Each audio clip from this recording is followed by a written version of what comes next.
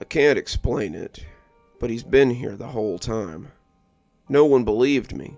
My wife thought I was insane, but he's been here the whole time.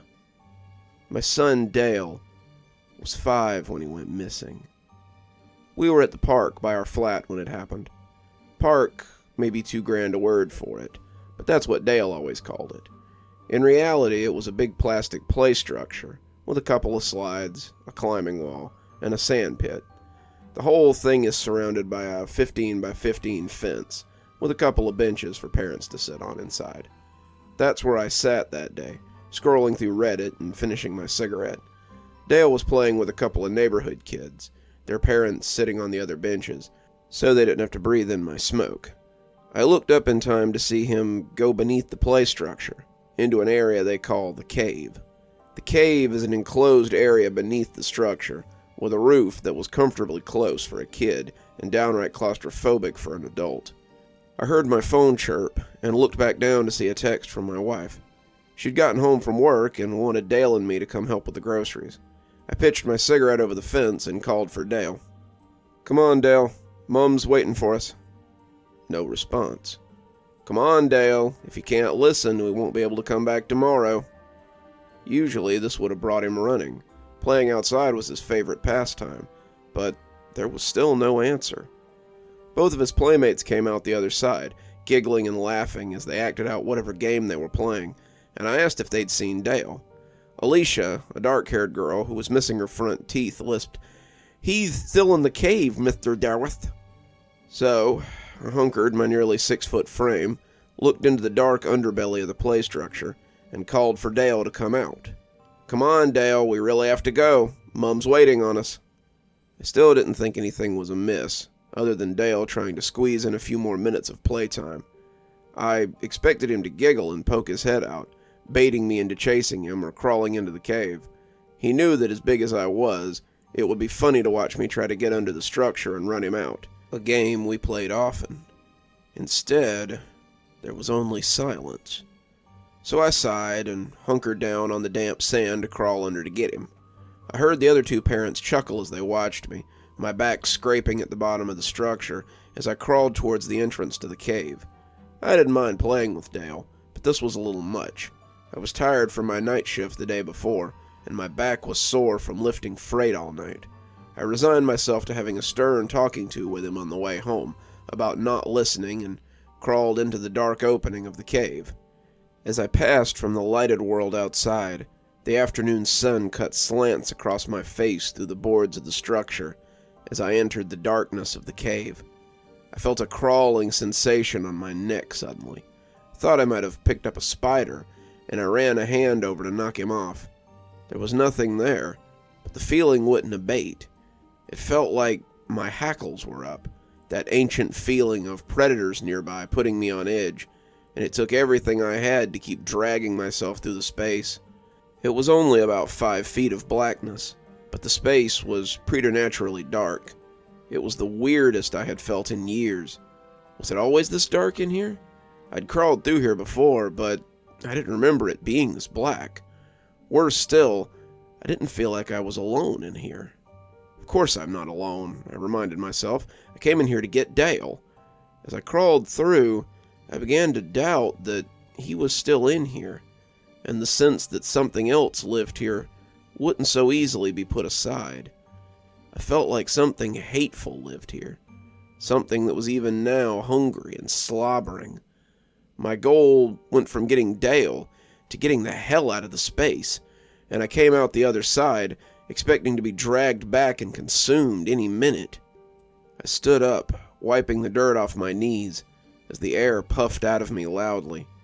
It could have easily been mistaken for exertion, but I'd be a fool to pretend it was anything but fear.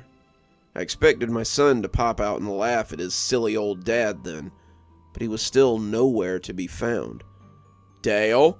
I called, my voice becoming fearful after what I'd experienced. "Dale!" The other parents looked up, hearing the jagged quality of my voice, and rose to see if everything was okay. I can't find my son," I told them, and they told me not to panic as we searched the structure. My wife came walking up just as I started getting frantic, and she must have sensed my concern as she caught sight of me. She called the police then, and as I ran to check the woods, I heard her say that hateful phrase for the first time. "Our son's gone missing. Please send help." Half an hour later, 2 cars pulled up and a couple of officers came to render assistance. I had searched behind the flats, in the scraggy woods nearby, around the little retention pond that I always told Dale to keep away from, and was just about to start knocking on doors when I saw them. They wanted to talk to me being the last to see Dale, and the officer in charge sent 2 of his men to check nearby houses as they asked me questions for the next few minutes. Where had I seen him? What was he wearing? Was there anyone suspicious around? Who were his mates? Where might he have gone off to? Did he run away often? And all the time they assured me that they would find him, and not to panic. I answered their questions honestly, but I knew that he couldn't have left the play park. Dale was small for his age. I told them so, and despite all my misgivings with the flat we lived in, they had done one thing that I thanked them for. The clasp on the gate was too heavy for a little tyke to push up. Dale had struggled with it before, but I knew he couldn't have left without help. The other parents said they hadn't seen him come out or seen anyone lurking around the playground that day. So the police searched. They searched the play park, the surrounding flats, the woods, and the whole area, basically retreading the ground I had already walked. As night began to fall, they called in more officers and began to canvass the wider area. My wife and I were distraught. Dale was our first and only child, but as the day stretched on, it seemed less and less likely that they would find him. I'm not ashamed to say that I took Dale's disappearance poorly. My wife was stoic through it all, but I knew she was hurting. He was her baby, and she had carried him for 9 months, but I think she held a lot of her sorrow in because she saw me floundering. I became like a ghost in my own home. Eventually I went back to work, but my performance suffered. It only takes a little effort to load things onto a truck, but I was falling behind, missing quotas, and making trucks late. The supervisor was a mate from primary school, fortunately for me, and he saw that I wasn't doing well. He suggested counseling and told me it might help, but I didn't want to tell some stranger about my problems. A year passed, my wife and I growing distant as the days went by, and as the anniversary of Dale's disappearance drew closer, I finally really screwed things up at work. I can't even say that it wasn't my fault, because it absolutely was. I was operating a lift, something I'd done since I got certified at 19, and as I backed out with a load, I hit a riser. It wasn't a hard hit, just a bump really, but the legs on that particular riser, as it turned out, were getting ready to give way. The riser collapsed in spectacular fashion, and when it fell on one of my co-workers. He lived. They managed to get the pallets off of him before they crushed him, but it broke his collarbone, and he had to be hospitalized. My supervisor was furious, but I could tell he was trying to hold back in the face of my sincere grief. "I'm recommending you take a couple of weeks unpaid leave. If it were anyone else, I'd hand them their walking papers here and now, but I know you need help more than you need a trip to the unemployment line. Take these 2 weeks, sort your life out, and return to work. If this happens again, mate, I ain't gonna have a choice." I couldn't look at him. His pity was worse than his anger, and I knew I needed to do something. I nodded, mumbling a thank you, and he showed me out of his office. I walked around for the rest of the night, trying to figure out what I was going to tell my wife, and finding nothing. She would be mad, probably mad enough to push her to leave me. But as the sun started to peek over the horizon, I knew there wasn't much else I could do. She was just as mad as I'd thought she'd be, but her pity was just as hard to look at as my supervisor's had been. He's gone. Dale is gone, and making yourself a martyr over it won't change the fact. You still have insurance. Get some counseling. Figure this out. I need you back. Not just back at work, but back here. I miss him too. But digging into these wounds won't make it any better. Get some help, for both our sakes." There was something unsaid beneath that statement, and I understood it, but wasn't sure what to do about it. I spent the next 4 days in a blackout state. I had found my therapy at the bottom of a bottle, something I had avoided up to that point. With no job to go to, I just stayed at home and drank my pain away. My wife's patience finally ran out.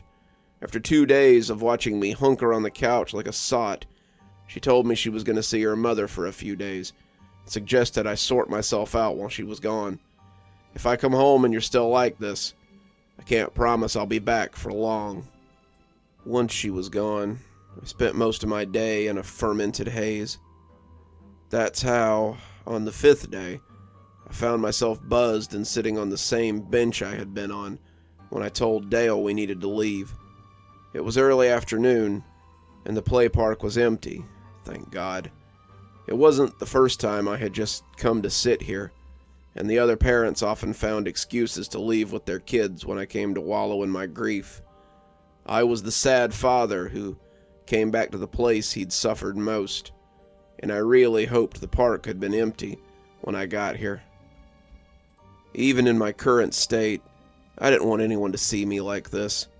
It was embarrassing, and it might frighten some of the children if I came weaving into the park smelling like a distillery.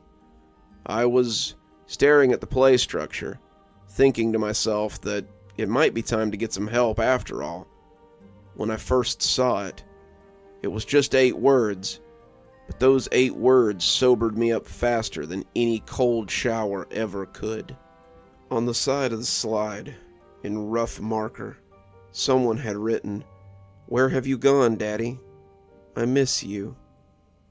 I just sat there, staring for what felt like an eternity, and as the tears came, the alcohol came up as well. My tears fell nakedly into the pile of sick that sat between my legs, and as the rage bubbled up in me, it felt like they were almost burned away. Someone was mocking me, mocking my son's loss, and as I staggered towards the super's office, I was madder than I had any right to be. Mr. Vidner, the super for the complex, always reminded me of one of the hobbits from The Lord of the Rings. He was short, fat, had a curly brown ring of hair around the bald spot on his crown that got bigger every year, and when he sat at his desk, it was like a child sitting in his father's chair. He nearly fell out of that chair when I slammed his office door, his expression of confused anger becoming one of confused fear as he looked on my face. He was a small man, and the sight of a large, angry drunk in his office reminded him of his stature rather quickly. "Someone has written hateful graffiti on your play park, and I want to know what you intend to do about it."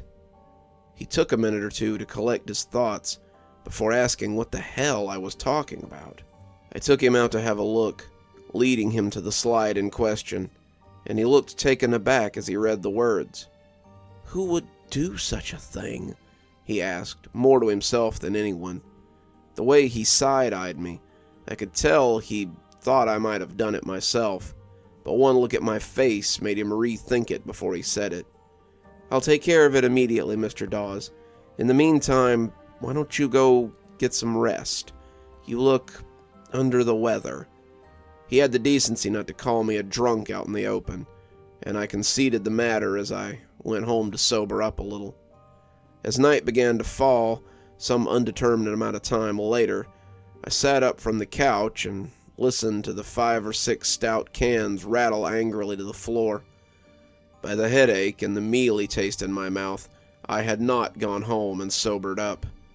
As I moved into the kitchen to make something for dinner, I remembered the words on the slide and felt angry all over again. As the meat pie I had taken out of the freezer spun in the microwave, I wondered if Vidner had taken care of it like he said he would.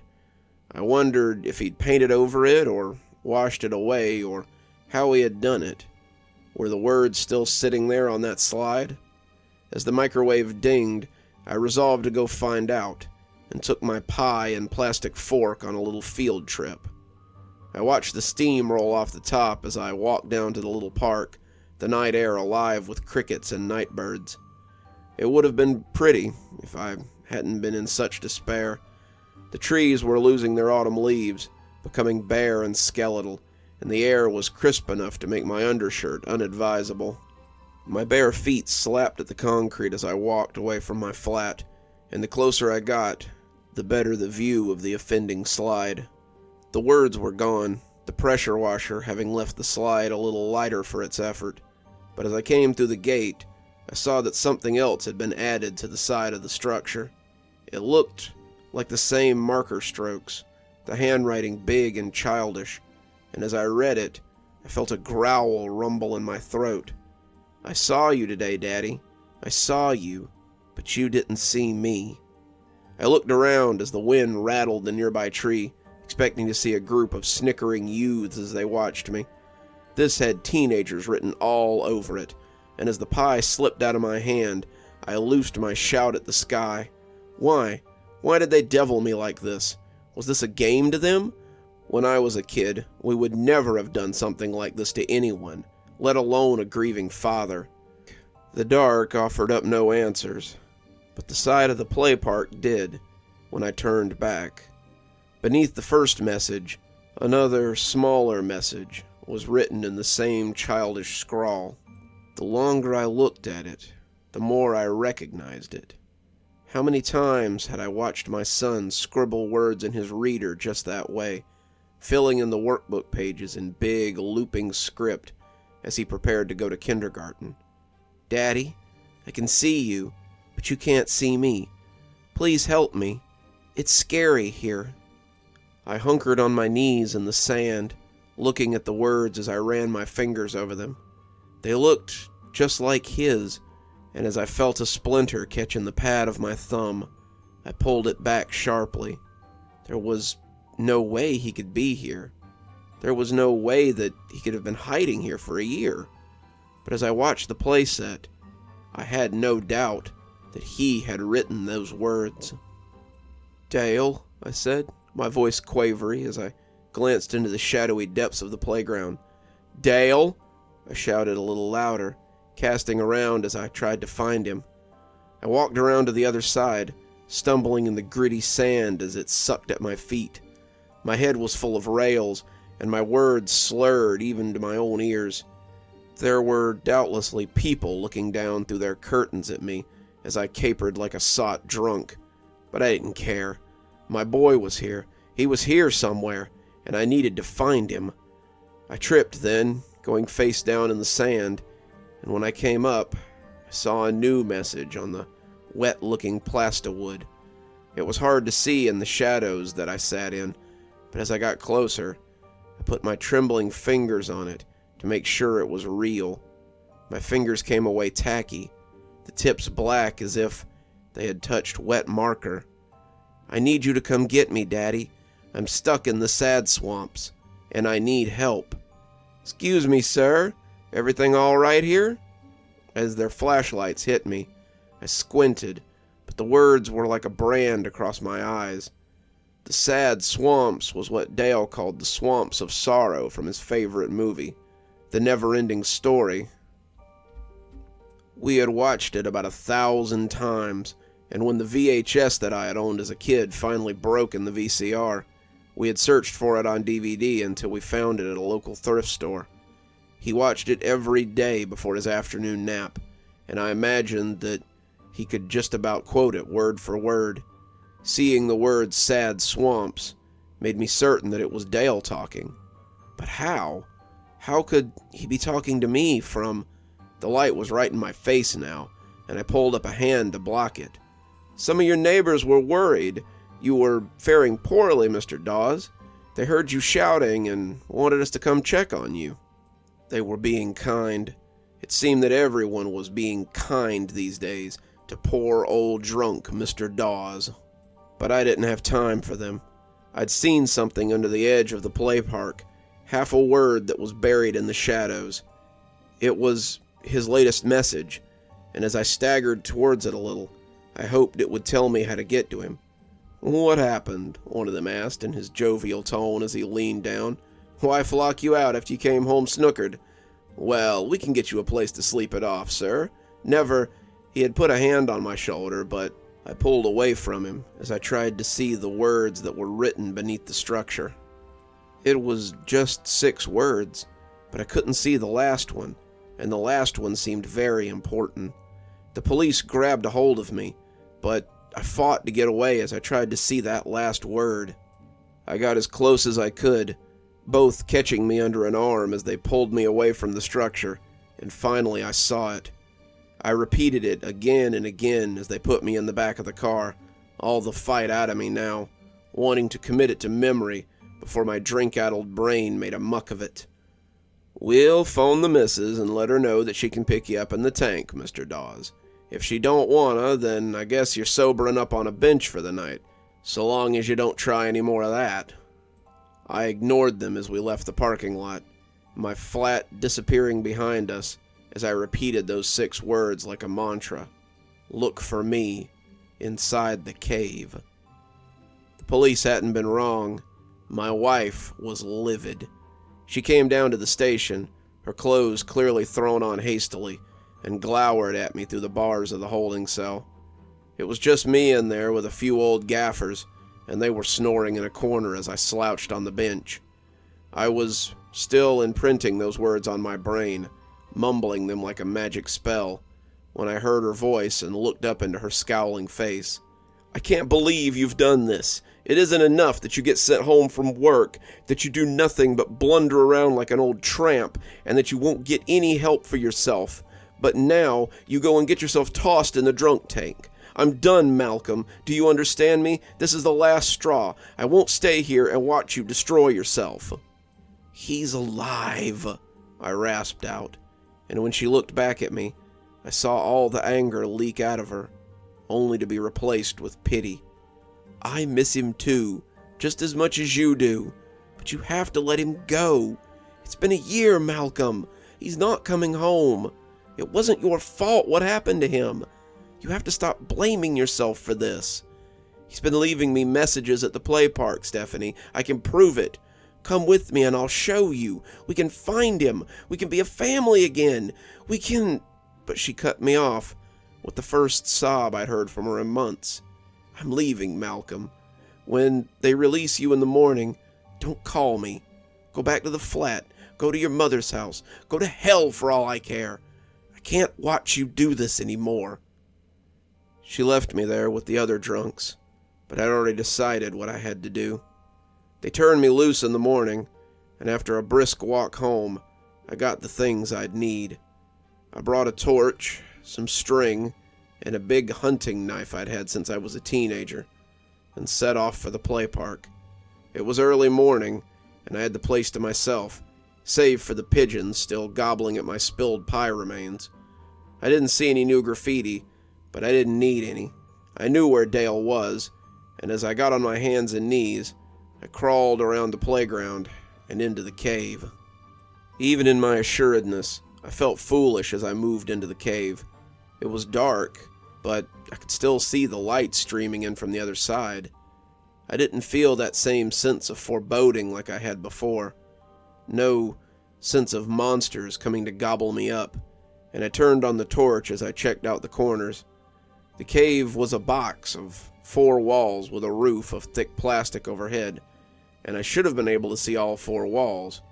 3 of the walls were normal enough, but as I looked to the west-facing wall, I was aware of another opening that led into a space that shouldn't exist. An opening between that led into deeper darkness. As my torch turned against the encroaching blackness, I turned my body in a ponderous circle and started crawling into it. If I meant to get my son back, I would need to hobble into the sad swamp and come out the other side. In contrast to the dark cave behind me, the space I entered was pitch black. The edges of my light curled oddly, the darkness seeming to retreat around the edges like felt as I moved in deeper. I wasn't underground. I was still heading forward, but given the dimensions of the play structure, the place I crawled shouldn't exist. The length was wrong. The longer I crawled, the more I expected to wake up and find that I had fallen asleep in the drunk tank. The space was cramped, but felt vast as it stretched on. It was like an abandoned underground cave, the claustrophobic passage threatening to collapse on me at any minute. Besides being black dark, it was also utterly silent. Besides the crunch of my knees as they moved over the sand, no other sounds seemed to exist. My own labored breathing seemed to be absorbed by that thick midnight around me, and every painful drag of my body sent a spasm of need through me. It was a primal need, a need to stand at my full height and stretch my arms up, a way to dissipate the confining gloom that hung around me. The same part of my brain made it pretty clear, however, how bad an idea that would be. What if my hands should pass into that darkness and never return? What if the darkness came back with the hand? I kept crawling into that inky soup, wondering if I would simply wander here forever. It was pitch outside the protective beam of my torch, and with every struggling shuffle, I wondered why I didn't turn around and go back. Nothing could survive down here. Nothing could live in this pitch blackness. If I didn't go back now, I'd never find my way out, and be forced to wander endlessly in this void until my torch went out. And then what? I knew I wasn't alone when I heard the soft scuff of feet on sand. I looked into the black expanse, expecting to see the beast that had terrified me the last time I found myself in this nothing. The beam of my torch didn't go very far. At the end of the light, I could hear the scuff of bare feet on sand, though. Something was coming towards me, and I wasn't sure what I was hoping to find. Would it be my son, or would it be a monster to end my journey? When a dirty, half-starved little boy buried me in a hug that circled my shoulders, I knew I'd found him. "Dale?" I whispered, but he could only nod and cry against me. I didn't waste time or breath. I just scooped him up and didn't stop moving until I was back in the lighted world of the play park. As we moved, I could feel that clawing, penetrating glare from behind me. Something had noticed I was taking its prize, and they were unhappy. I kept crawling, kept pulling, but I could hear those scrabbling feet as they kicked up sand. They were getting closer now, their growl loud and thunderous, and on a whim, I turned my torch on them. Bathed in the light, they yelped wildly and kicked up sand as they backpedaled. I didn't dare look back to see what was tailing me. I put on a burst of speed, crawling like our lives depended on it, and when I collapsed in the light of day, I was aware of people shouting at me to get out of there. Their kids were asking who I was and why I was so dirty, but they must have thought I was a bum. When they saw Dale, they tried to take him from me, but I held on like my life depended on it. And when they finally recognized us, I heard their anger turn to surprise. They took us both to the hospital, and I'm glad to say that aside from being underfed and very dirty, Dale was completely fine. My wife came to the hospital, and we both cried as she apologized for doubting me. I refused it, telling her she had nothing to apologize for. I doubted myself. I fell into the bottle and nearly lost myself in my grief. I should be apologizing to you for putting you through this for the last year. She sat with me at the hospital, both of us afraid to take our eyes off Dale as he sat placidly in his hospital bed. I asked him about what he had gone through, but he couldn't tell me much. He said that he got lost in the cave, and he crawled and crawled until he came out in the play park again. Only it wasn't his play park. The play park he found was different, and me and his friends were gone. The sky was sort of purple, and the clouds were too thick-looking to be real. I couldn't get the gate open, but that was probably good. There were these big things that would come by like living shadows, and they would look at me like I was an animal in the zoo. I drank some water from a gross puddle, but there was no food. Sometimes I went to sleep in the cave, but I always felt like something was watching me in there. It never tried to hurt me, but it always felt like I was hiding and waiting for someone to catch me. I thought I was going to starve before I heard you breathing in the cave. I had to run away to get away from some shadow people who were looking for me, and I heard you down there and went to see what the sound was. I asked him about the messages, and he said he had found some kind of marker in the sand over there, and that was about the time he started seeing a shadow inside the play park. I knew it was you. Somehow I just knew it was you, but you couldn't see me. So I started writing messages, hoping you would see them. I guess you found them.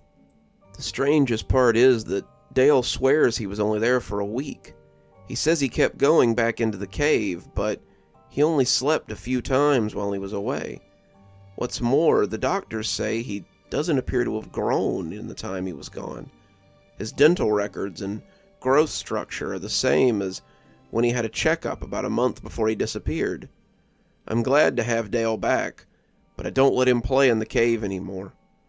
We still visit the play park, and I still let him slide on the slides and run on the structure like he used to, but he's forbidden to go underneath anymore. It's a rule he doesn't mind following, lest he get lost in those dark tunnels for a second time.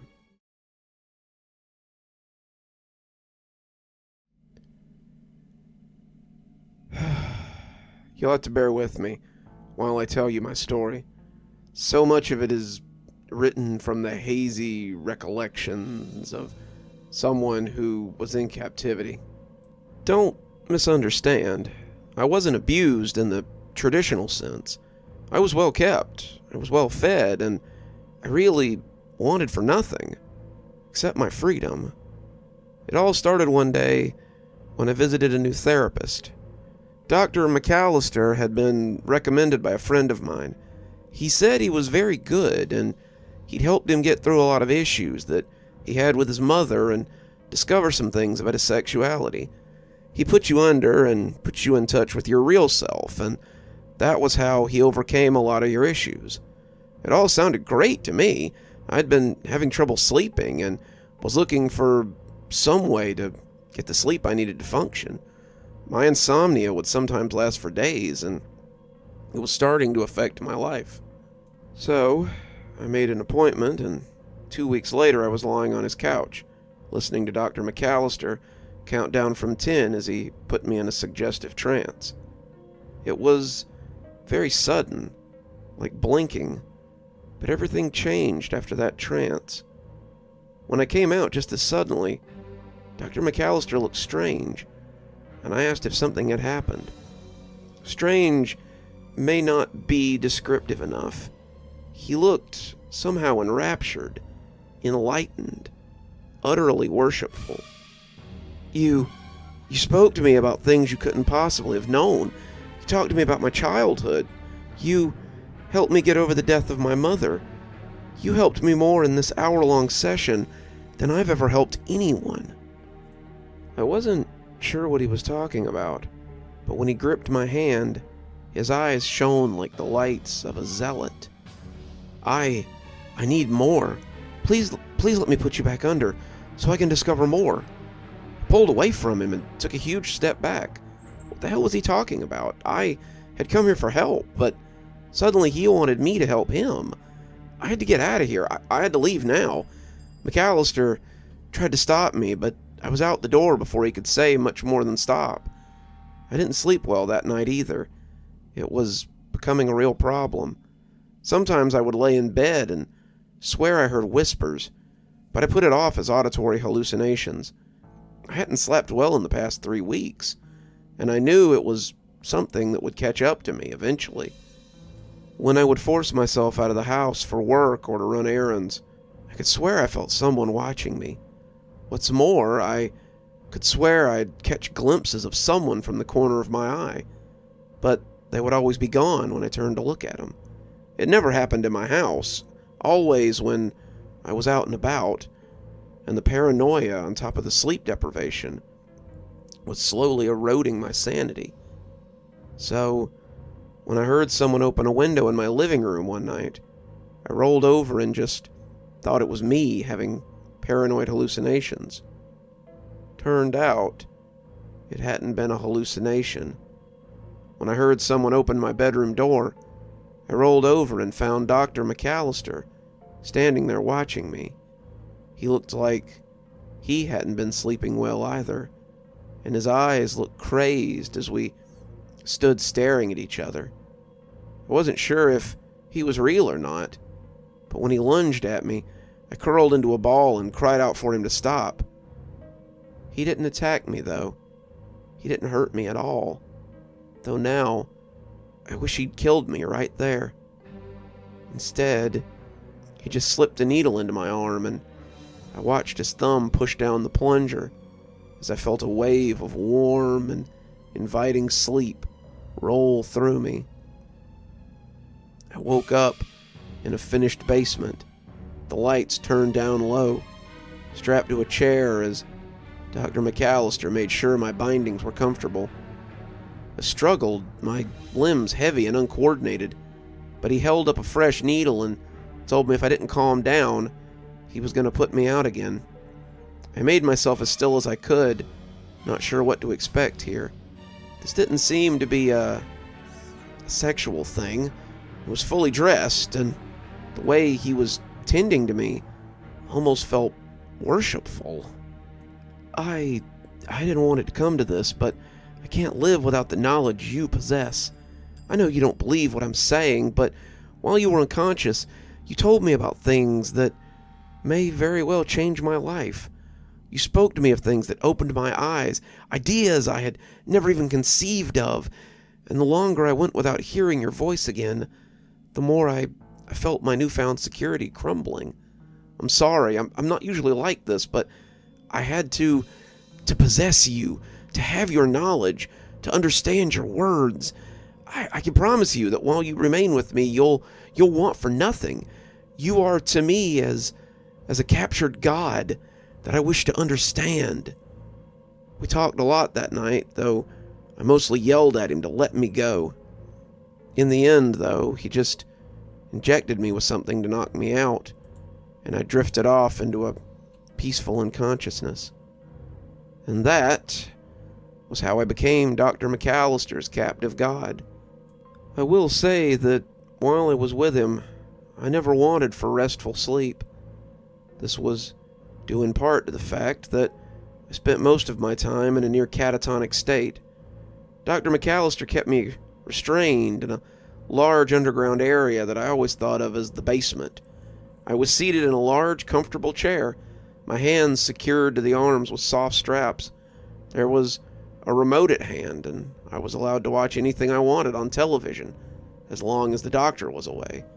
If I was hungry, all I had to do was push a button, and a short blonde woman, who I would later discover was the doctor's wife, would bring me anything I wanted. In the beginning, it really wasn't so bad.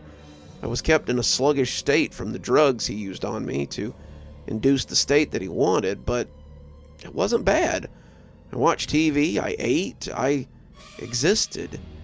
Given that I had worked 40-plus hours a week and lived off crappy food for most of my adult life, I felt almost like I was being pampered. I was free to relax. I could do almost anything, except leave or talk to people who were likely to wonder what had happened to me.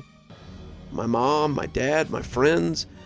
I wondered if any of them wondered what had happened to me. It may seem odd to you that I never tried to escape, but my head was always in a cloud of some sort. The drugs left me just lucid enough to consume TV or audiobooks, but I never felt able to really settle my thoughts on anything in particular. I knew I should want to escape, but it was always a hard concept to catch hold of. Those days were the good days, back when Dr. McAllister was still operating his practice. That was when he was still pretending to have a normal life. He would come down in the evenings to talk with me, just telling me his problems and asking me to help. He would ask me about stocks or bonds, the housing market, business ideas, patents, inventions, and I would try my best to direct him in the way he wanted. I wasn't really sure what he wanted. My head was too foggy most of the time to make sense of it, but I would try my best to help him without the need to be placed in an unconscious state. We'd talk for hours about everything from the state of his marriage, the depraved childhood he had lived through, the future of psychology, and even the condition of his soul. I didn't always want to hear what he had to say, but I understood that it didn't really matter what I wanted. It didn't seem to make much of a difference anyway. We would talk for hours, but the end result was always a needle in my arm or my neck and several hours of blissful unconsciousness. I remember little from these periods of blackout, fortunately, but sometimes I would go to a dark place and just hang suspended in the murk. Things would whisper to me there, tell me things I couldn't understand. I was powerless to stop them. This happened very rarely, but it was still too often for my tastes. I don't know what I said to Dr. McAllister in those times, but there was always a drastic change when I came back to myself. It wasn't always for the better either. Once I came back to myself and felt something wet in my lap. I glanced down, which was difficult because my head was strapped to the headrest, and found that someone had thrown a head into my lap. I flinched away from it as my groggy brain finally clicked it all together, but it was little more than a shudder in my current state. The head had wispy gray hair, a pair of broken glasses hanging across the face from one ear, and a nose full of broken veins from a lifetime of drinking. I didn't recognize it, but as it soaked the pants of my pajamas, I did feel like it was familiar somehow. Dr. McAllister was sitting across from me, looking expectantly at the gift he had literally dropped in my lap, and I looked at it with confusion as I asked why he had done this. You told me to. You said if I meant to truly get over the cruelty and abuse that my father had given me, then I had to destroy the icon of my father within myself. So I did. I told him that I wanted to meet so we could discuss our past and reconcile. He was ecstatic. He hadn't seen me in 20 years, and oh, did we reconcile. I waited for him to turn around, and I bashed his head in with a hammer, choking him to death as he lay twitching on the floor.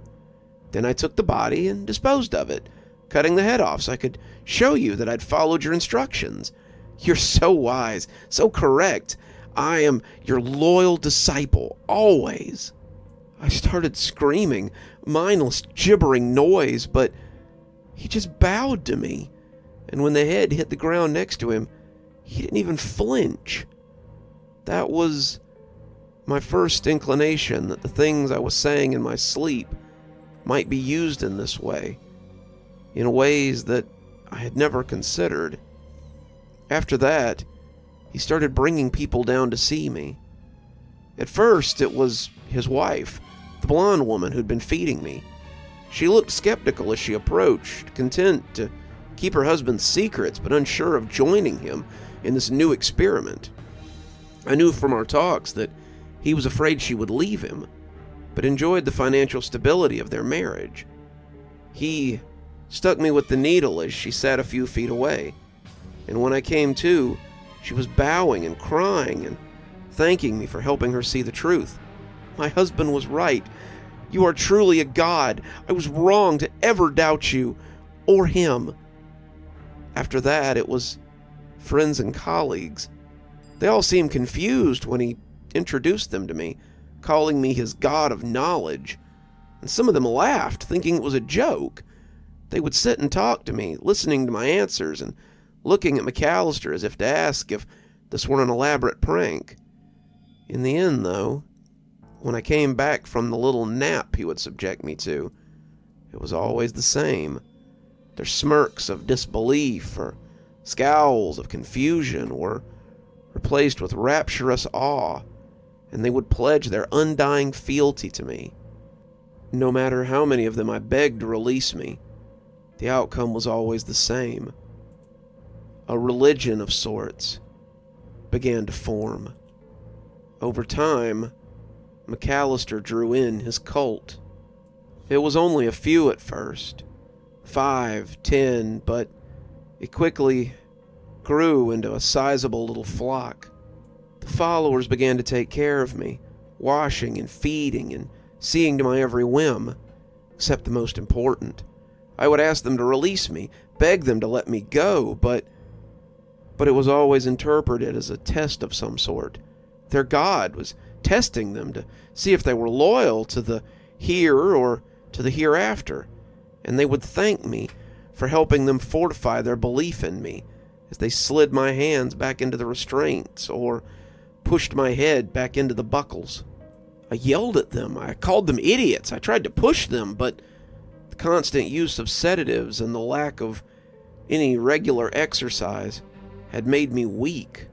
I wasn't wasting away, but I wasn't getting the exercise I needed to be certain.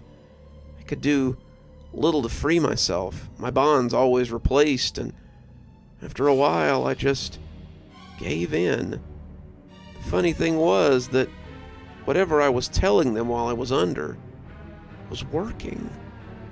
McAllister showed me the money he had made, earned from the stock market and selling property, and the cult began to thrive. What's more, they all claimed to have cast off whatever addictions or mental health problems or childhood traumas had plagued them, and they were addicted now to nothing but serving me. Like McAllister had said, those who tried to leave or to return to their lives reported feeling hopeless and manic unless they could return to my presence and hear my words, whatever they were. That's when things started to get bad. McAllister was truly addicted to my influence, and it led him to overstep. McAllister had been gathering his followers at his home, and while it was large, it was becoming too small to hold all of them. I can't really speculate how many there were, but the basement was standing room only. I sat beneath a small bar that he was standing on, and the sea of bodies was dizzying. Though he was speaking, they all looked at me as if I were speaking through him. So many eyes looking at me. My body still held in the chair I had sat in for God knew how long. Was something I never quite got used to. It never made me feel like a deity. It never made me feel powerful to have them worship me. It always made me feel like a pet, my freedom just one open door away. McAllister said they'd be moving to a new place soon, a place that would house them all comfortably. They could all stay there indefinitely, leaving their jobs and lives behind so they could care for their captive god.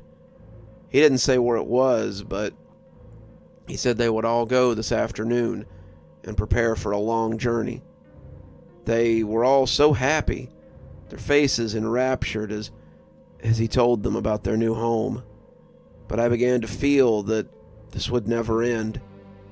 When he began to bring people to see me, I had hoped that someone would fail to see me as he did and get me out of here. They would take me away from him. They would call the police, and I would be saved from my captivity. That never happened. Whatever power I had held them in sway, and after a while I doubted that I would ever get out of here. I didn't know how long I had been McAllister's captive god, but I knew that no matter how comfortable the life, this had to end. I decided then that if they weren't going to get me out, I would have to do it myself. Strangely, my chance came that very day. They had all left me so they could prepare, and as I sat in the shadowy basement, I realized that my wrist strap was undone. The This had never happened before. For a moment, I wasn't sure what to do. It took all the energy I had to focus enough to get my hand to undo the other strap. And when I bent down to undo my legs, the effort seemed to take years. My mind was like unraveling yarn, and it was hard to focus on any particular task. When the bonds came off my legs, I got shakily to my feet before bending to rub some life into them. They were prickly from the lack of use, and I took shaky steps as I made for the stairs. I got to the top before I was discovered. I peeked through the door and into the barren kitchen beyond.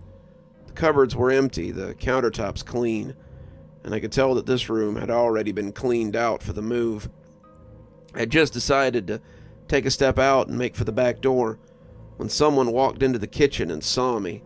They called for McAllister, walking to me as they insisted I return to my chair. I pushed at them, telling them to get away from me, to get out of my way, but as I lunged for the back door, I heard others coming in to stop me. I made it to the backyard, squinting at the sun as it hit my eyes, but I found it fenced with tall wooden boards. I was grabbed by many hands, and when someone slipped a needle into my neck, I looked back to see McAllister instruct them to get me in the car. I came to some time later, and I was laying in an elaborate bed, my hands cuffed to the frame. That began the worst part of my confinement, though it was thankfully the end of it. After that, the drugging became worse. McAllister and his inner circle kept me in a near constant catatonic state. The drugs he used were no longer just injected, and they began to experiment with other substances. The documents that were found later said they received different outcomes when different kinds of drugs were used, and they often sat around and drank or laughed as I came in and out of reality. I was aware of nothing in those times. A ship drifting on a sea of time. I could have been with them for days. I could have spent decades under their control. But to me, time was only islands glimpsed from afar. I didn't see many people in that time, just the 5 or so who were in McAllister's inner circle. But these men always spoke as if they were doing very well. Often there was cigar smoke around my bed, the smell of expensive liquor, and always the low murmur of talk as they waited for me to tell them what else they might do to gain more power. I'd become their oracle, their captive god as opposed to their revered deity, and they threatened to use me up. These are the times I remember the least about, except for the end. I spent a lot of my days in a black stupor, and the more they experimented, the more often I was back in the dark place. When I came back from these trances, I noticed a change in my captors. Gone were the shining eyes of the enraptured. Disappeared were the weeping orbs of the enlightened. They were replaced by the flinty eyes of the zealot, and I was afraid that he might break his promise. He looked angry, but also resolved. Whatever I had told him weighed heavily on him, but I wouldn't understand the burden, not for a while yet. Not until the day it all came to an end. I came to one afternoon to find an intrusive light leaking into my dark chamber. They had always kept me in this persistent dark room, but now the door was open, and something was laying in it. On the floor, there were others, none of them moving, and I was confused by their sudden stillness. Was this something new? Were they sleeping, or were they... I tried to put that thought out of my head. They couldn't be dead, I reminded myself as I shook my chains. If they were all dead, then who would free me so I didn't die here too? I did as you said, came a monotone voice, and I jumped as I realized that one of the slumped forms had only been praying. It was McAllister. He looked wild. His salt and pepper hair was sticking up at odd angles, and his face was splattered with blood. His shirt was soaked in something as it hung on him like a wet sack. He appeared to be praying, but as something clinked in his shaky hands, I saw that he held a gun. I was afraid that he would shoot me too for half a second, but as he put it under his chin, I became even more afraid that he would use it on himself. I have risen as high as I can. Your will dictates that I must shed my vehicle to rise any higher. I shall see you on the other side. His blood made a crimson line across my face as the gun went off. And suddenly, my fears were realized. I was alone. Luckily for me, someone heard the gunshot. I would lay in that bed for 2 days before the FBI came to investigate the compound. Turned out they'd been keeping an eye on McAllister for quite some time, ever since he had started gathering followers at his home. After 2 years in his new compound, they had begun to try to prepare a case against him, before he woke up one morning and decided to put an end to his little flock. With the help of his wife, they had poisoned the morning meal, and McAllister had drawn his inner circle to a meeting before breakfast. That's where he shot them, as they sat listening to my latest ramblings. They had found journals that claimed there were things I had told them, but after interviewing me, I think they decided that he was out of his mind. At least, that's what Agent Maxit led me to believe. We're going to have to hold you as a person of interest, but it honestly sounds like you were an unwilling participant. I'm going to go and get some things in order. Have a seat. We'll make some accommodations for you. After he left, I noticed the recorder sitting on the table. It wasn't running, which I had expected, and when I reached for it, I saw the tape inside had a date on it that I remembered. It was the date of my first session with Dr. McAllister. Couldn't imagine a reason behind the FBI having a tape with that date on it, unless McAllister had recorded it for some reason. I put the recorder back down, trying to stop my curiosity before it could take root. I had never heard what I sounded like in that state that seemed to enrapture the old doctor so much. What had I said to him to make him throw his whole life away in the pursuit of it?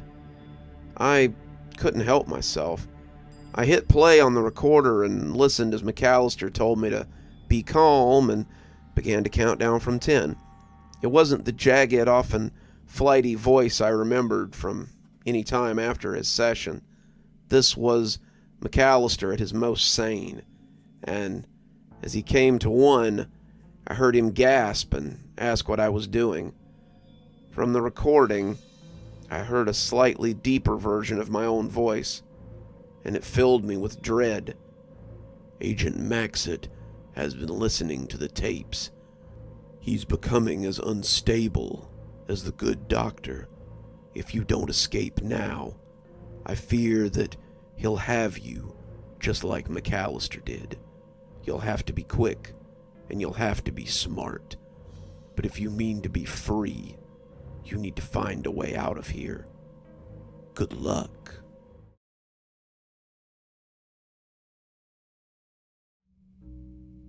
When I was 8, I was abducted for about an hour. I know that's an odd statement, but trust me when I say, it gets weirder. When I was 8, a man abducted me right off the street. My parents and I lived in a shabby apartment about a block from my primary school. Since Mom worked days and Dad worked nights, I was responsible for getting myself to and from school since I was 6. I walked the same way home every day, and if someone was trying to snatch me, it wouldn't have been hard to learn my routine. So there I was, walking to school with my Power Rangers book bag swinging off my shoulder, thinking of nothing more pressing than the math test I hadn't studied for the night before. Suddenly, a white van rolled close enough to ruffle my hair with the side mirror of the van. Then a hand caught the handle at the top of my book bag and pulled me in. I struggled as the meaty hand lifted me into the passenger seat, but he pulled me up with little effort. He reached over and shut the door, his arm crossing right in front of my face. This would have been my opportunity to bite or kick or fight in some way, before the van rolled on again. I found myself unable to react, though, frozen by the ease at which I had been lifted from the street. As we moved away from the curb, I glanced at my abductor as he sat behind the wheel. It's funny how your mind always creates a picture of a potential abductor. When the teacher talks about the strangers in school, I always picture a man in a long coat and a wide-brimmed hat that covers his face, a soft voice with a gentle nature. On all the TV shows I wasn't allowed to watch but did, child molesters were always these casual business types with vans full of candy and sweet smiles. This guy, however, looked nothing like the guys on TV. The man sitting next to me was large, gray, and scary looking. He looked more like the prisoners on the TV shows I watched when no one was paying attention. He had long, greasy hair that was graying in odd places, muscular arms connected to a barrel chest barely contained by his dirty sweater, and a pair of eyes that looked 1,000 miles away as he piloted the van on its course. I became terrified that I would never see my parents again, that I would never see my toys again, and that my parents wouldn't have anything to remember me by except the school picture I'd brought home last week. It's funny sometimes, the things kids worry about. "Don't worry, Mark. I'm not gonna hurt you," the guy said in a gravelly voice full of mucus. I stiffened in my seat. How do you know my name?" That was a stupid question. The man had probably been stalking me for weeks before making his move. He knew my name, he knew my parents' names, he knew my address, he knew the kids I played with at recess, and what time I took my first poop every morning. He had stalked me like a hunter stalks a deer, and now it was time to move in for the kill. "Because I am you." That took me by surprise. I had expected many things. I had thought maybe he'd say he was in love with me, to scream at me that he would kill me so I'd be scared so he could get off on my fear, maybe even that he would keep me forever, that he'd be my new dad, or I'd be his new son. I hadn't expected him to say that he was me. "What do you mean?" I asked, visibly confused. He stared straight ahead, seemingly unable to begin. I thought again about how he was probably going to hurt me and leave me in the woods somewhere after he'd killed me. That was what the killers always did on unsolved mysteries after they killed someone. I bet he had a shovel or something in the back. My 8-year-old mind could already see him carrying my limp body off into the forest to bury me in an unmarked grave. The dogs would come sniffing after me at some point, and they'd unearth a perfect little skeleton in a hole in the woods. My parents would cry and scream, just like the parents did on TV, and Robert Stack would ask the viewers to call if they had any information. It's funny, the places a kid's mind goes when he's in panic. "This is hard, kid. Now that I'm here, I don't know how to start." We sat in silence for a few more minutes before he found his words. "So, in 40 years, humanity cracks the secret to time travel." He paused again, unsure how to continue, before finally settling into a rhythm. "By the time they do, you will have spent 20 years of your mandatory 2 life sentences in prison." I turned to look at him, unable to comprehend what he was saying. "Prison? Why am I in prison?" He sighed, fishing a cigarette out of the cup holder, where he had several sitting loose. He pressed the lighter on the dashboard and put the cigarette in his mouth as he waited for it to pop again. "We've done some things we aren't proud of, Mark. We acted in haste, and now we have to contemplate at leisure. Let's just say that you took the easy way out one too many times, and finally, it came back to bite you. The old neighborhood claims us all eventually, Mark. You're living in a septic tank, and it's only a matter of time before you get pulled down into the shit." The lighter popped, making me jump, and he yanked it out and pressed the tip to the cigarette. He inhaled and turned back to look at me. "We don't have much time. Someone noticed me take you off the street. At least they did last time. And the cops are going to pull me over in about 10 minutes. You have to stop this from happening. You can't let the old neighborhood claim you like it always does. There are bad people there. People that will be responsible for your downfall. You have to get as far away from them as you can. You have to get away and never look back. If you stay, you'll be forever damned. Get out, Mark. Get out and live." The cigarette jittered in his lips. He was shaking me then, yelling into my face, shaking me as the cigarette's red end swam back and forth in his mouth. I felt my head getting fuzzy as he shook me, and when the red light started flashing, I thought it might be from all the shaking. He stopped then, turning to look back at the lights, and reached into his pocket to pull out a gleaming piece of steel.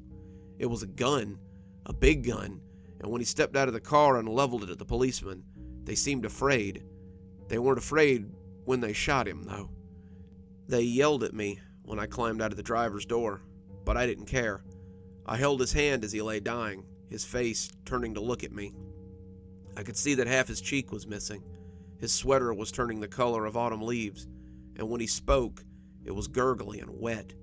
He coughed a bright spray of blood onto my shirt, and I still remember how it stood out against the bright yellow as the cops came running towards me. "Get out, Mark.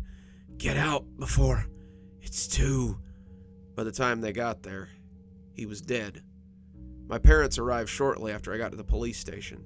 Mom hugged me, crying, and Dad wrapped himself clumsily around me as well. It was the first time in months that I could remember seeing them together. As they folded me into their embrace, I remember thinking that everything was going to be okay. I could avoid the scary man's prophecy and prevent the terrible fate that he was trying to warn me about. How naive I was then.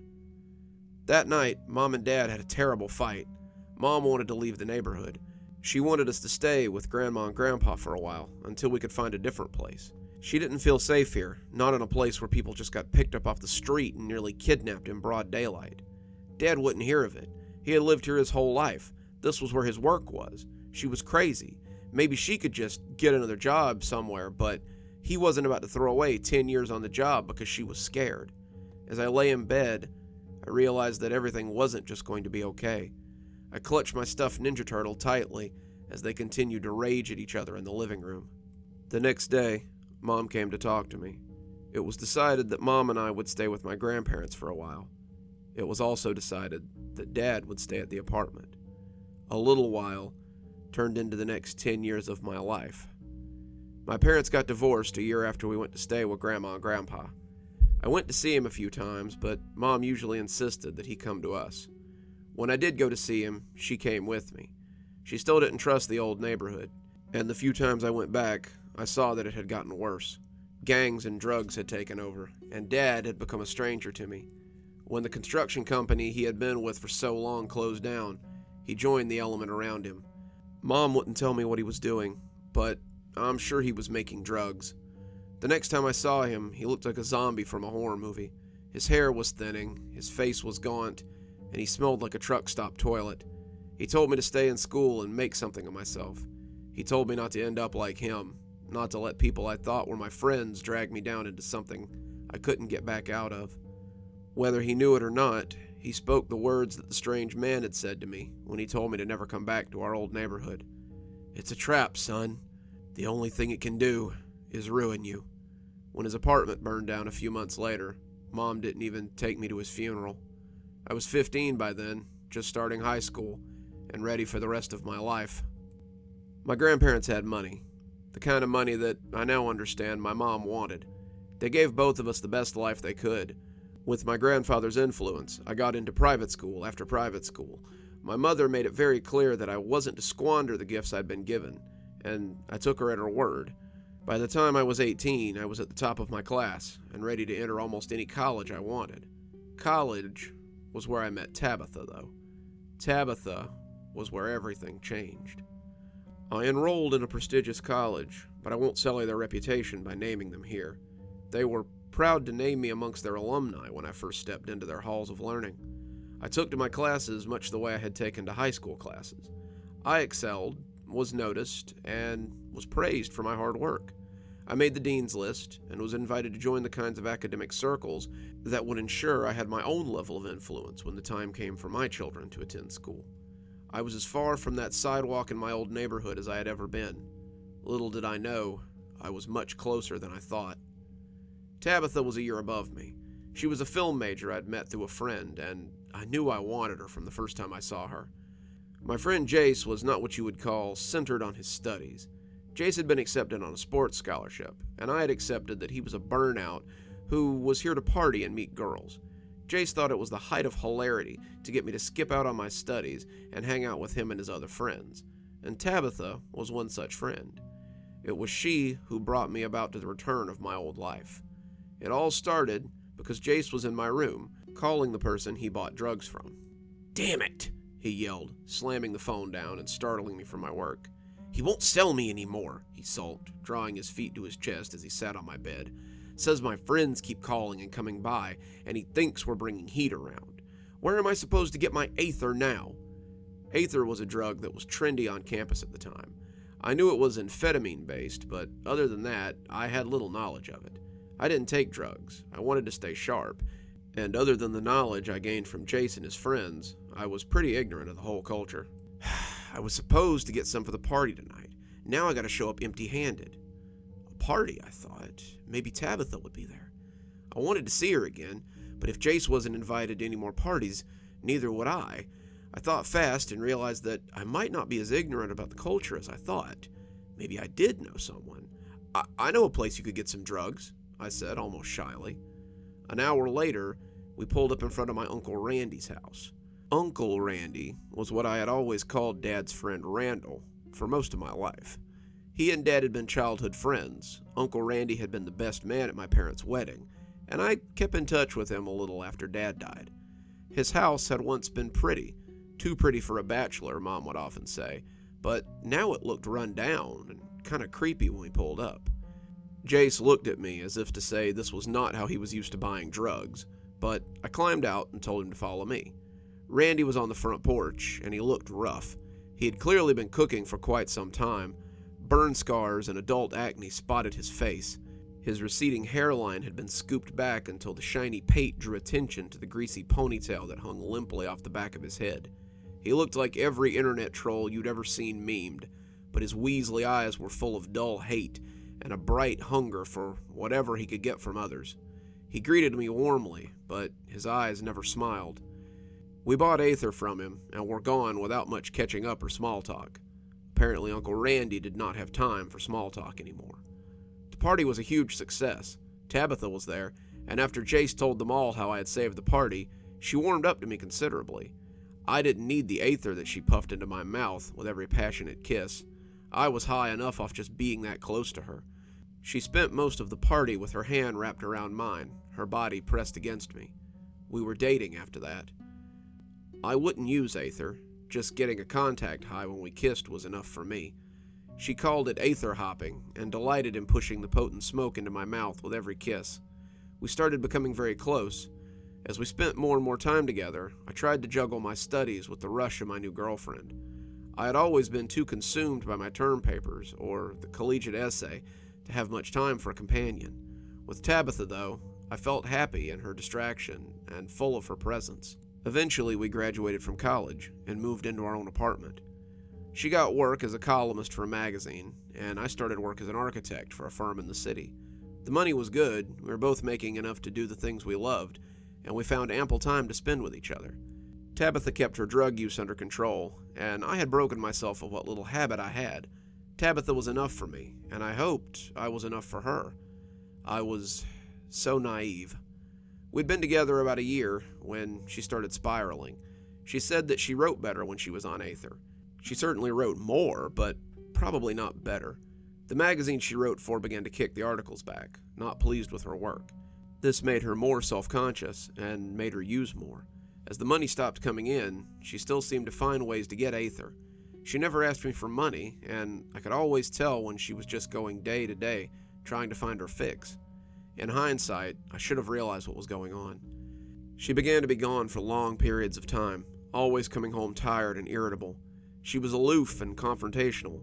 When I confronted her about it, she became aggressive and often combative. I never knew what to do in these cases.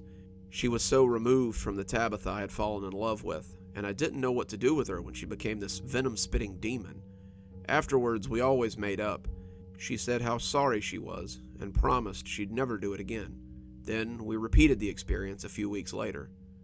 The night she came home with bruises was really when I lost it. We fought, a screaming match like none we'd ever had, and she stormed out of the apartment. I heard her car start up and leave the lot. I just sat in our apartment, wondering what I should do. What I did in the end was follow her. I had often worried that her drug use might send her spiraling out of control, so I had installed a program on her phone that would let me track its location. I know this sounds invasive, but I was terrified that she might get lost or hurt, and I might need to find her quickly. Aether has some severe health risks, and the thought of her having a heart attack or something, and no one being able to find her, hurt me deeply. I wish now that I had just let her leave. I followed her to the neighborhood. I followed her to Uncle Randy's house. Her car was parked outside. As I walked up, I could already hear a low noise coming from the living room. The lights were off, the living room curtains were drawn, but they were illuminated from behind by the glow of the TV. The door was ajar, one of her purple sneakers left across the threshold. As I pushed the door open, I could hear Tabitha's heady moans and could guess what was going on. Randall was her supplier. When she couldn't pay him, she had settled up in other ways.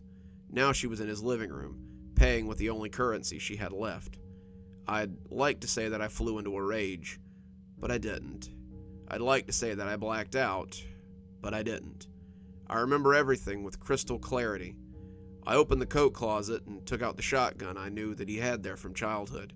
It was loaded, as it always was, and Uncle Randy had kept it as clean and oiled as the day he had shown it to 7-year-old me. He told me it was for bad people that might want to hurt him. He told me it wasn't a toy, and I should never point a gun at anyone I didn't want dead. A lesson that came back to bite him that day. Tabitha screamed when she saw me framed in the living room door. She had been smiling a moment before, but now all the blood had drained from her face. She looked like the corpse she would soon become. Randy turned his head, that greasy tail swinging. He looked at me in surprise, and I leveled the shotgun at the two of them, my face a cold mask of indifference.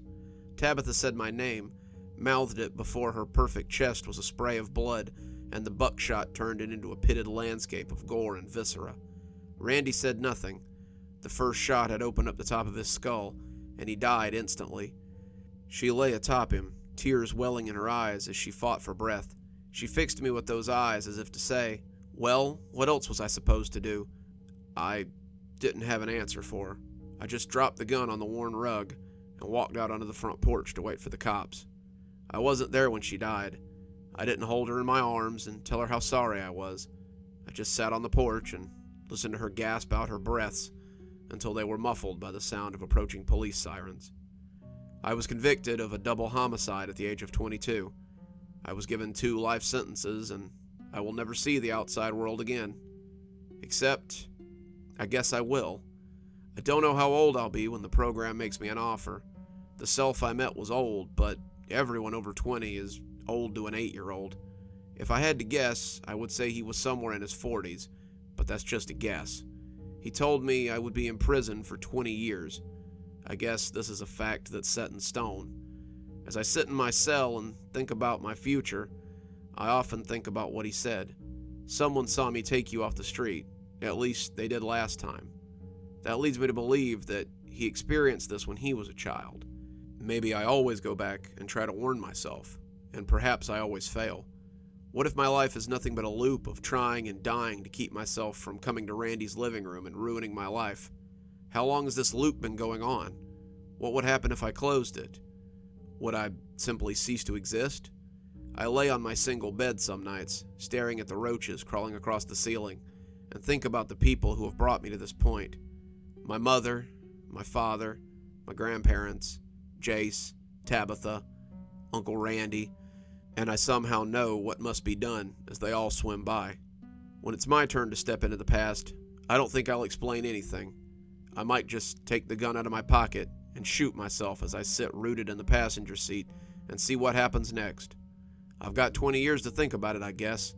Plenty of time to work out the finer points of my own murder.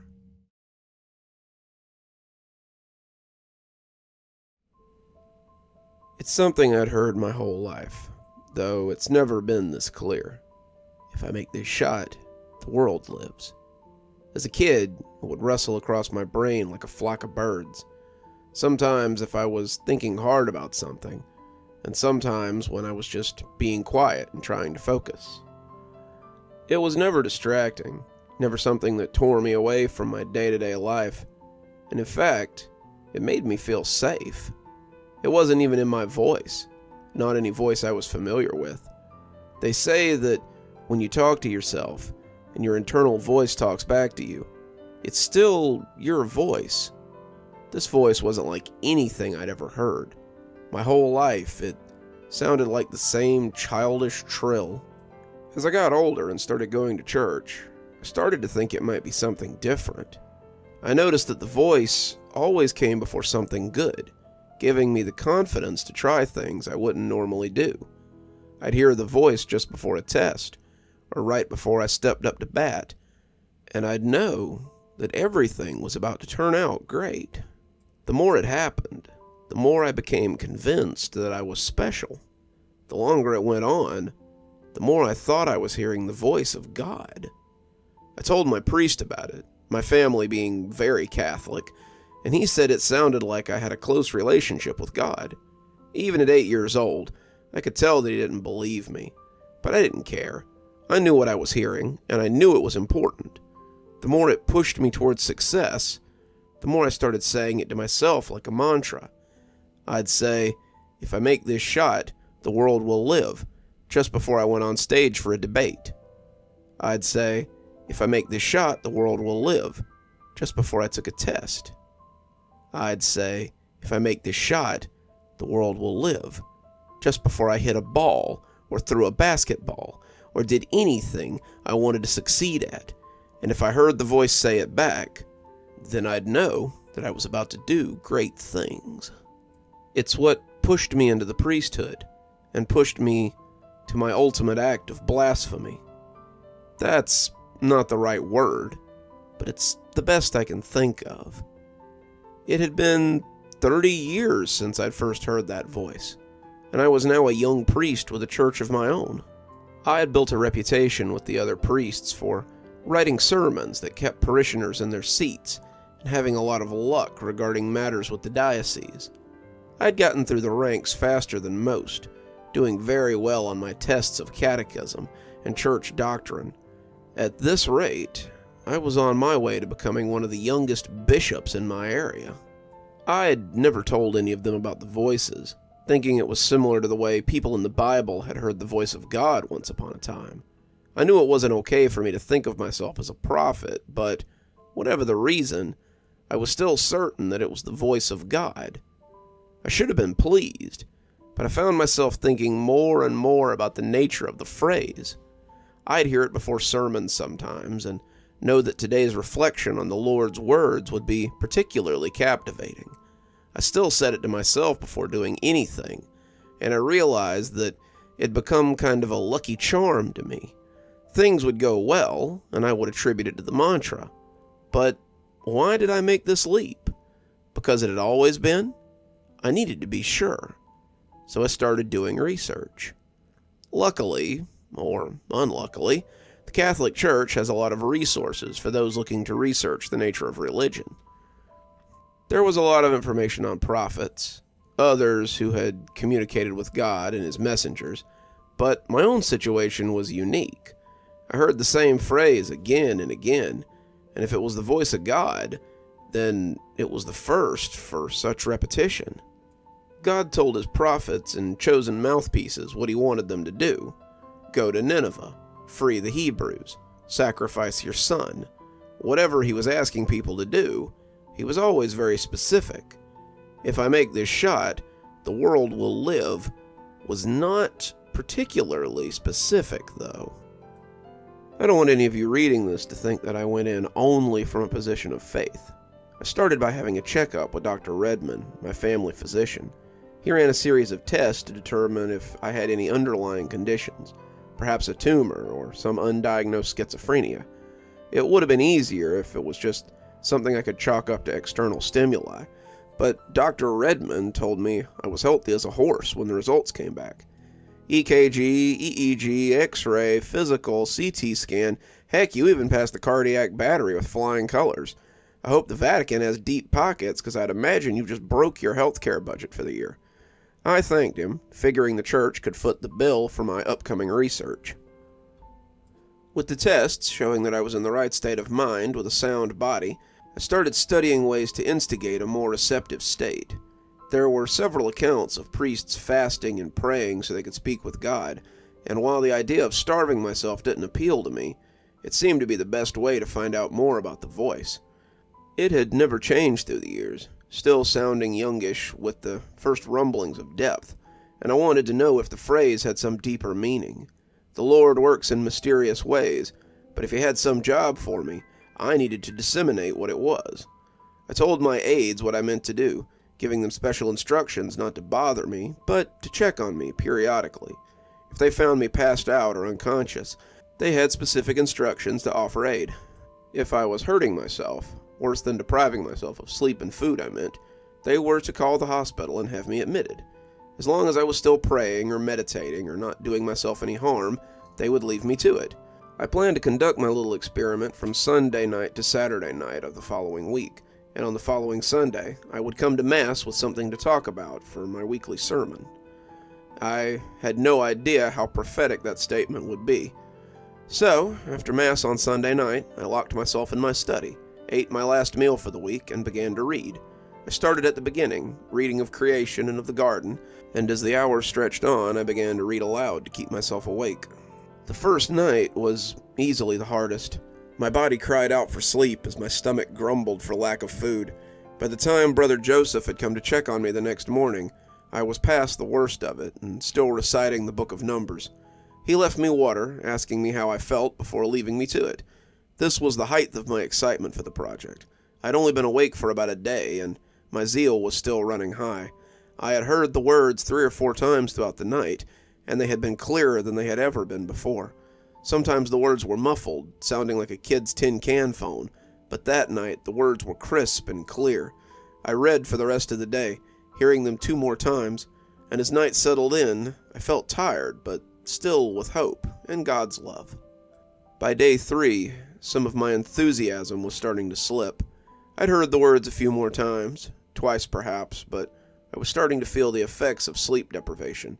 My stomach was also in a knot, and my head was swimming as my blood sugar fluctuated wildly. I had read stories about men fasting for weeks at a time, and I couldn't imagine another day of this. The only thing that kept me going was the knowledge that the few times I'd heard it, the voice had been clear as a bell. Thursday night found me doing laps in my study when I finally got my answer. I had finished the Bible Wednesday night and had moved on to the Contemplations of Dogma by Cardinal Mansfield. I had thought about praying, but it was tempting to sleep if I wasn't walking. I had been awake for 4 days now, and my desire to rest was almost as invasive as my desire to eat. I was dizzy as I read, the words running together, and as a stomach cramp hit me, I saw the book tumble from my hands as I doubled over. I thought I might throw up the water I had drunk a few hours ago, but instead I continued forward and fell to the floor. I landed next to the book, my world going black as I fell over, and I wasn't sure if I was going to wake up. If I make this shot, the world lives. I could hear the voice as if someone were whispering it into my ear. I opened my eyes and was suddenly aware of floating. I was hovering over the shoulder of a young giant, his face that of a high school or college student.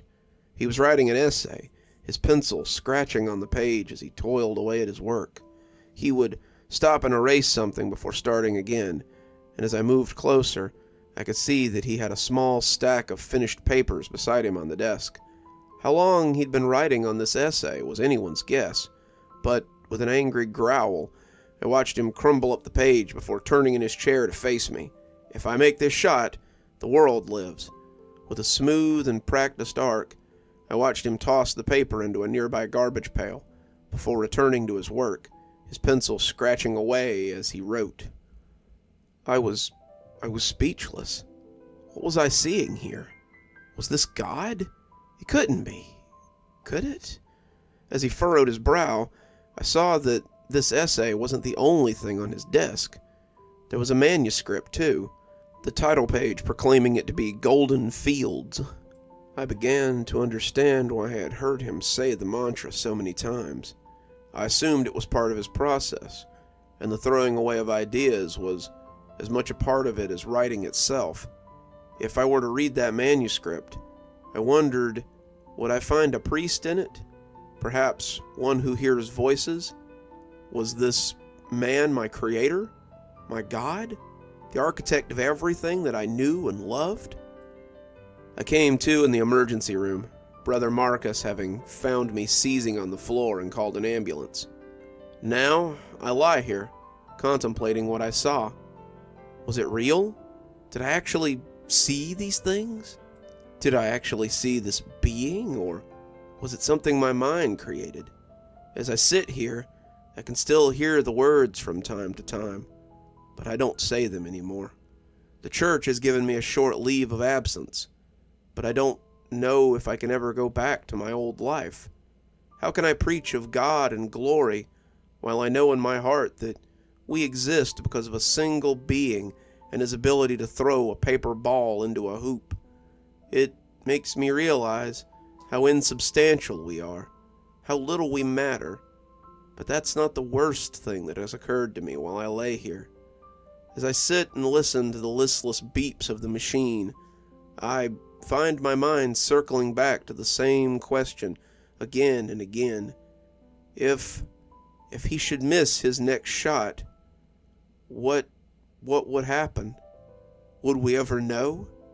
If he missed his next shot, would we continue to live, or simply snuff out into non-existence?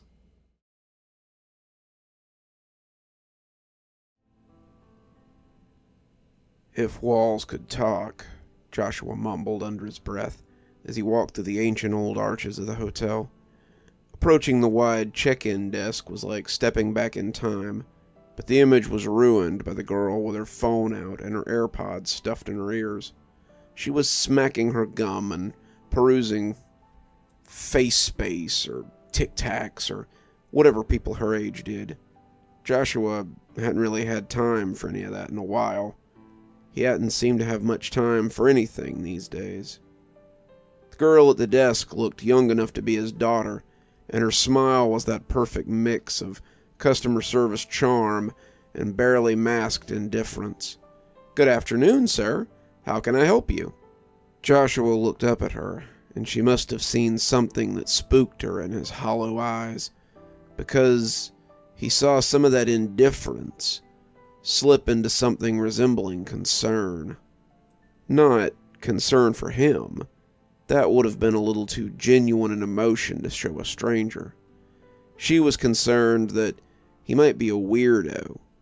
She had clearly been warned about spotting weirdos.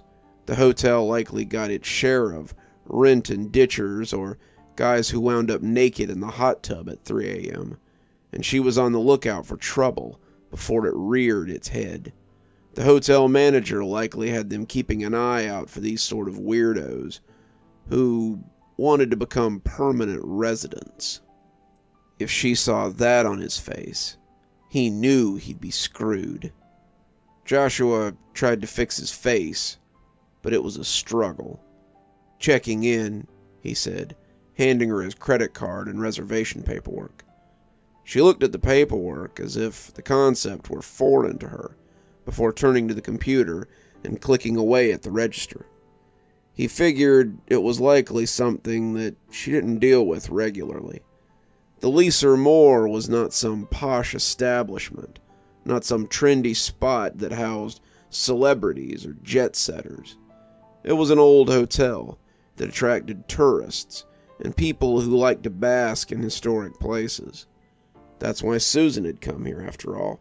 She'd been here to photograph the hotel for a travel magazine, her 4th assignment as a freelancer, and her last. She pulled him up, and Joshua saw her bite her lip when the room number popped up. "Ooh, that's gotta be a mistake. Sorry, sir, but that room isn't one we usually rent out." "I'm aware. That's why I requested it." She looked shocked, like she didn't know what to say.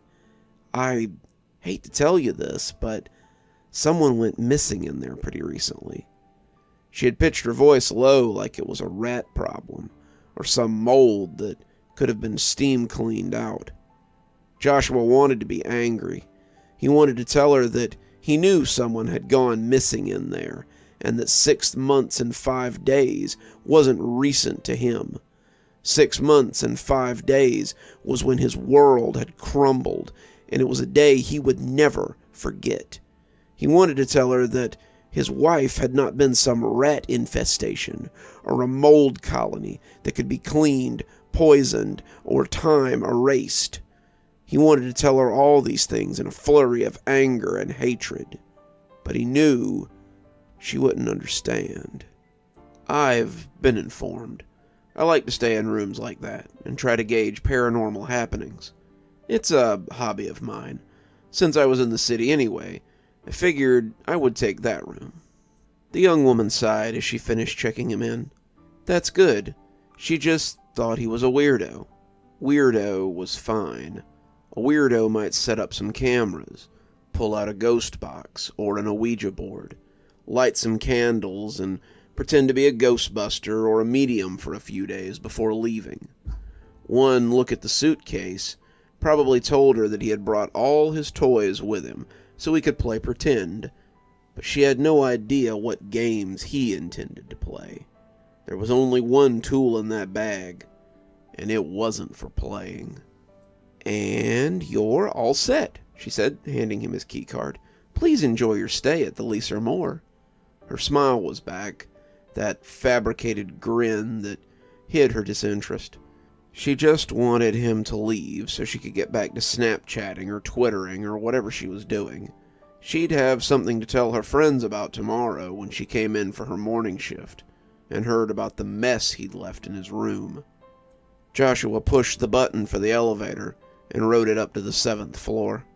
The hallway was done in that early 80s cinema style that made you think the floor was furry or sticky. The carpet pattern shifted in slightly nauseating diamonds as he walked down the hall towards his room. The thought that this would be the last thing he ever saw was a little disappointing, but that was reality. With any luck, his daughter wouldn't get his letter until Monday, not unless the post office near the college was feeling excessively ambitious. It would be too late for him to stop him either way. Joshua had laid out everything he needed to, explaining that he couldn't live without her mother, and that if her spirit resided somewhere in this room, he wanted to be with her. She could have his money, his savings, the car, the house, and anything else he owned, so she could finish school and make something of herself. All he wanted was Susan. He came to the door of room 712 much too soon, and as he slid the key into the lock, he glanced at the room where his wife had spent her last few hours of life. As the door came open, he was a little disappointed to find that it was just another bland hotel room. 2 beds, a dresser, an old TV that looked ready for the dump, a flimsy-looking chair, a nightstand that doubtlessly held a Bible, and the wall, whose color scheme sat somewhere between warm brown sugar and runny crap. Had this really been Susan's final destination? Had these uninteresting walls been the last thing she'd seen before leaving this room for the last time? Joshua set his suitcase down and took a seat on the bed, suddenly hoping not. Let her have seen the sights, taken a meal, and taken her final breath anywhere but here. The sun set outside the window as he sat on the bed, casting shadows across the room. As the darkness came to fill the empty space, Joshua became aware of strange patterns on the wall. The smears seemed to move as the shadows became gantries, and some looked eerily like faces. Suddenly the room was far too crowded, the multitudes watching him from the walls of the room, their judgment palpable. Joshua could hear the nightlife waking up, the people rumbling from the street below as the cabs and the music created a strange cacophony. He opened the suitcase and pulled out the gun, deciding that this would be a fine time to do it. Every minute he put it off was another chance for something to go wrong. It also gave his courage a chance to slip. If Kara got the letter and he couldn't follow through, he'd be spending the foreseeable future in a mental facility. Having to sit in the sterile room on a paper gown, orderlies medicating him to the point of catatonia, would be worse than death. As he set the cold barrel against his head, he whispered a final apology to Susan as his finger hovered over the trigger. "Stop!" It took every ounce of trigger control not to blow the top of his head off by accident. Joshua turned, his eyes growing wide as he recognized the face that had yelled at him. He wasn't sure what he had expected, a ghost or a manifestation, or maybe just a final mental break that would prove less supernatural and more existential. But he never expected to see one of the slightly expressive wall faces staring at him with panic. It reminded him of a mannequin's face, featureless and barely expressive, but as he watched it, it spoke again, and he heard the voice of his dead wife coming from the bland wallpaper. "Please, I can't watch you kill yourself." Joshua crawled across the bed, his shocked face locked onto the unremarkable one looking at him from the wall. Susan? The eyeless face stared at him as he got closer, and despite being devoid of anything remotely close to features, he began to see his dead wife's face beneath it. The scar on her cheek that she'd gotten in high school, the small nose he'd loved to kiss the tip of, the eyes that were slightly too close together, her lips that looked just as full and sensuous as they had before she'd left. The closer he looked, the more he saw. The more he saw, the closer he came. Is it you?" "It is," she said, the corner of her mouth pulling up as she studied him. "It's good to see you." "But how?" he said, stuttering as he leaned off the bed, closer and closer to that wall of perpetual faces. I don't know," she whispered, her lips forming the words delicately. "I woke up to see a face on the wall looking back at me, and as we stared at each other, it began to speak." He leaned in closer, slipping off the bed as his knees brought him closer to the spot on the wall where Susan's face lay. "He asked what I was doing in his room, and after I explained that I had rented it from the hotel, he told me how he was staying here on a business trip when he had seen the faces as well. They all live here, Josh. Once I became part of them, I got to know them and heard their stories. They were all once people who stayed in this very room, people on vacation, people on business, people with families, people estranged, all seeking purpose in something and finding it here." Joshua crawled on his knees like a penitent before an idol, but his mind demanded caution. The other faces were looking at him, pushing against the wall like someone behind a thick plastic sheet as they tried to break free. Joshua could see their multitudes in the dim light from the window as they pressed and receded like a tide. "Come closer, dear. It's hard to talk through this veil." He obliged, now halfway between the bed and the wall. He wanted to turn on the lights and take a better look at her face, but he was afraid that the light might ruin it. Hadn't he failed to see it until dark? He'd been sitting in this room for hours, waiting for the right time to join her. Now, here she was, coming to him in his time of need. "Wait for me, please. I'll join you. I don't want to live without you, Susan. My life is meaningless without you. Can you take me where you are? Is there some way?" "I want to apologize," she whispered, and Joshua came a little closer as her words were lost in the blare of a car horn. You have nothing to apologize for. You didn't ask to leave me. I came here to join you, to see if your spirit lingered here and I could find you once I passed on. Kara's grown. She doesn't need me. But I need you." He was closer now, and if he had reached out, he could have almost touched that porcelain face. The live wire in his head, however, that ancient alarm that warns of danger, just wouldn't stop going off, and his hands trembled as he tried to make them reach. "Not for that. I want to apologize for what I did while I was here." He felt his breath stick in his throat, his next words held in check as he waited for her to go on. In spite of himself, he crawled a little closer. "When the faces woke me up, I wasn't in bed alone. I had gone to see the nightlife, to see the city, and as I sat in one of the trendy bars, I met someone.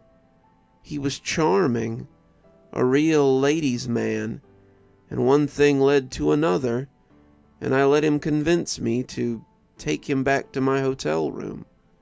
I could blame it on the wine, but I know that wasn't all of it. I was bored, dear. I felt trapped by our life, smothered by what we had built, and that's why I agreed to the job in the first place. I wanted something new, something different, and though I didn't set out to find someone else, I ended up being untrue to you." Joshua felt the ice slithering into his heart, his lungs seething as his body shook with effort. He was drowning. He was suffocating, his body refusing to draw breath. How could she do this to him? This couldn't be true. Something was messing with him. This couldn't be his wife. She would never do that. She couldn't. Even though he was left breathless by her secret, his knees still carried him forward. Please say something. Can you forgive me? It was a lapse in judgment. I'm sorry." "I don't care," he rasped. "I don't care what you've done. I forgive you. I want to be with you again." His hands slid around the edges of the mask, caressing her face as he leaned in close. "Please don't leave me. I can't live without you." He leaned his head against her mask and felt her perfect lips turn up in a smile. "Then let us never be parted again, my love." He felt her lips twist into a smile, too large for a human mouth to contain. The corners tore, her cheeks splitting as her mouth opened wide like a snake. He didn't struggle as her mouth enveloped him, the face elongating as she pulled him in. He opened his eyes to see that her face had grown to take in the whole wall. Her features had warped into something akin to the face of one of the demonic statues you saw in churches sometimes, and it warped and tilted oddly on that flat plane. "You aren't really my wife, are you?" "No, but I can take you to her. You'll find many of her friends inside the walls." "I hate going into this room," Maria said, her cart making a strangely chuffy noise on the carpet as she and Loa came inside. "Why? It's no different from any other room. It just always seems like something is watching me here." As she fixed the bed, Maria couldn't help but glance over her shoulder at the wall. Loa was wrong. This room was unlike anything in the hotel. The paint here always looked like faces, and the faces were always staring right at her when she came in to clean. As she looked at the wall, the paint looked thick in places, like a splash of blood left to dry. The faces leered at her from every corner, and she squinted a little as she noticed a new one. She cleaned this room once a day. The 7th floor was her assigned floor, after all, and she could have sworn that no face had been in that spot before. As she watched, it almost seemed to turn to her, the featureless face somehow regarding her. "Hello?" it rasped, its voice thick and coarse, but all so inviting as it fell over her like a... "Did you say something, Maria?" Loa asked, and the little maid shook herself as she turned away from the wall. When she glanced back, the face was still there, but had become flat and featureless again. "Let's get out of here," she said suddenly, taking her cart and pushing it towards the door. "But we haven't cleaned the room yet," Loa countered, looking aghast as Maria beat a hasty retreat. Maria took the "Do Not Disturb" sign from behind the door and hung it on the knob. "We can clean tomorrow. No one will bother this room if that sign's on the door." She was glad to see Loa coming behind her, but she glanced back at the face as it regarded her from the doorway. She prayed she would have the strength to turn away tomorrow, but she knew that someday her own face might look down from that same wall. Maybe it wouldn't seem like such a bad idea on that day.